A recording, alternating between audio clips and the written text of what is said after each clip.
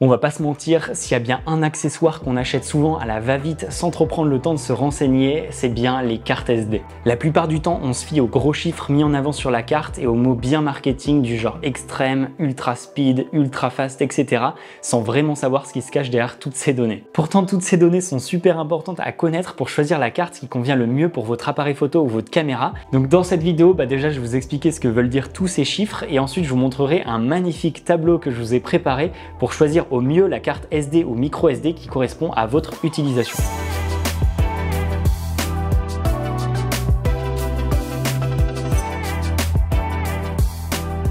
Alors pour commencer, je vais vous expliquer ce que signifient tous ces chiffres et vous allez voir que parfois ça peut être assez trompeur. Premier chiffre qu'on voit sur la carte, et c'est celui qu'on connaît bien, c'est la capacité de stockage de la carte en gigabytes, ce qui équivaut à des gigaoctets.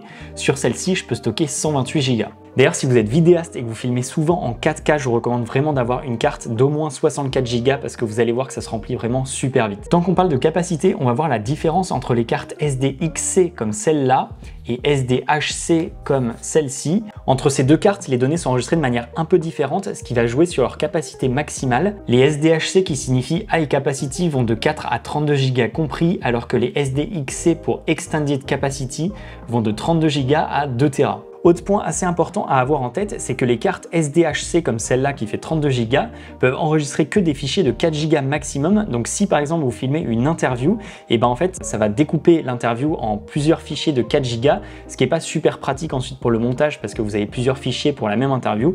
Donc ce que je vous recommande de faire, c'est d'acheter une carte d'au moins 64 Go quand vous faites souvent des vidéos longues comme des interviews. Comme ça, ce sera automatiquement en SDXC et vous n'aurez pas ce problème de fichiers qui sont séparés. Maintenant, on va parler du débit qui est écrit juste à côté et qui peut être très trompeur, vous allez comprendre pourquoi. Donc vous voyez, le débit est écrit ici en mégabytes par seconde, à savoir qu'un mégabyte avec un P majuscule, c'est égal à 1 mégaoctet, sauf que ce chiffre correspond au débit de lecture et non pas au débit d'écriture qui lui est beaucoup plus faible. Le problème, c'est qu'au moment de choisir une carte SD, beaucoup de monde fait l'erreur de se baser sur le débit qui est écrit ici, sauf que cette info ne nous sert pas à grand chose puisque c'est le débit de lecture.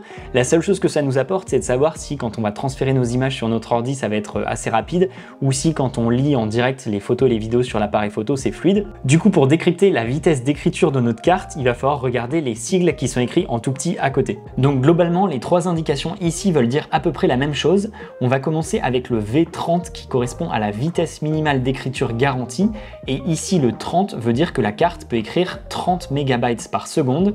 Si c'était V90, la carte pourrait écrire 90 mégabytes par seconde. Juste en dessous, on a une autre indication de débit. Il existe deux possibilités, soit U1 soit U3. U1 signifie 10 mégabytes par seconde et U3 30 mégabytes par seconde. Pour finir, on a un chiffre dans un grand C qui indique la classe de vitesse, ici classe 10, ce qui est le maximum et ce qui signifie que la carte a un débit minimum d'écriture de 10 mégabytes par seconde. Ce qui est assez logique puisque comme on l'a vu sur les deux sigles précédents, la vitesse minimale d'écriture est de 30 mégabytes par seconde. J'espère que ça vous fait pas trop mal à la tête. Il reste une dernière info à savoir avant que je vous montre le tableau qui vous permettra de choisir la bonne carte SD en fonction de votre utilisation. Du coup, la dernière info sur la carte concerne le petit 1 qui est indiqué ici. Ça signifie que c'est une carte SD UHS1. C'est les plus courantes, mais on peut aussi trouver des UHS2 qui ont plus de connecteurs et donc des vitesses d'écriture plus élevées. Ça, il faut vous renseigner, ça dépend de votre appareil photo, mais il faut savoir que la plupart du temps, c'est des UHS1. Maintenant qu'on est tous des experts en carte SD, on va pouvoir regarder le tableau que je vous ai préparé. On va y aller étape par étape. Donc si vous avez des cartes en classe 2 ou 4, vous n'allez pas pouvoir faire grand chose,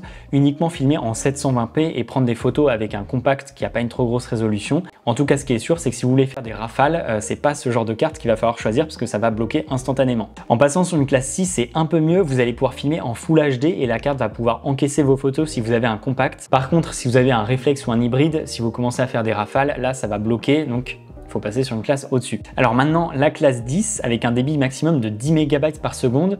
En fait, là, on est un peu dans un entre-deux parce que c'est très juste pour faire de la 4K.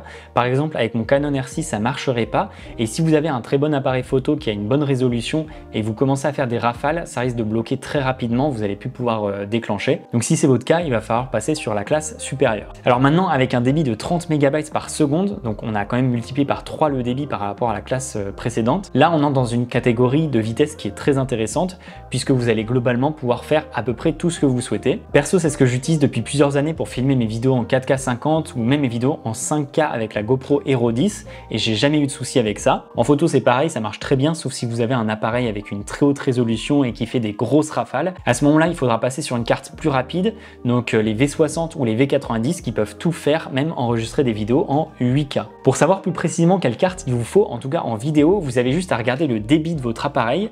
Moi, sur mon Canon R6 en 4K 50, je suis à 230 mégabits par seconde, pas des mégabytes, là c'est un petit B. Donc pour connaître ce débit en mégabytes, comme c'est indiqué sur nos cartes, il faut diviser par 8. Donc moi, ça donne 28,75, ce qui est ok puisque ma carte a un débit d'écriture minimum garanti de 30 mégabytes par seconde. Après, je sais que les SanDisk Extreme Pro comme celle-là peuvent monter à 90 mégabytes par seconde pendant des pics, par exemple quand vous faites des rafales. Ils peuvent juste pas mettre la classe V90 ou V60 même, parce qu'ils peuvent pas garantir ce débit de façon constante, donc ça reste des V30. Mais voilà, si vous faites une grosse rafale, ça peut monter à V90. En tout cas, depuis que je fais de la photo vidéo, j'ai toujours utilisé des cartes SD et micro SD de la marque SanDisk et j'ai jamais eu de problème avec, donc je vous les recommande. Si ça vous intéresse, je vous mets les liens des cartes que j'utilise en description. Bon, j'espère que je vous ai pas grillé le cerveau avec tous ces chiffres. En tout cas, si la vidéo vous a aidé, n'hésitez pas à mettre un petit like et par la même occasion à vous abonner. Et sur ce, on se retrouve très vite dans une prochaine vidéo.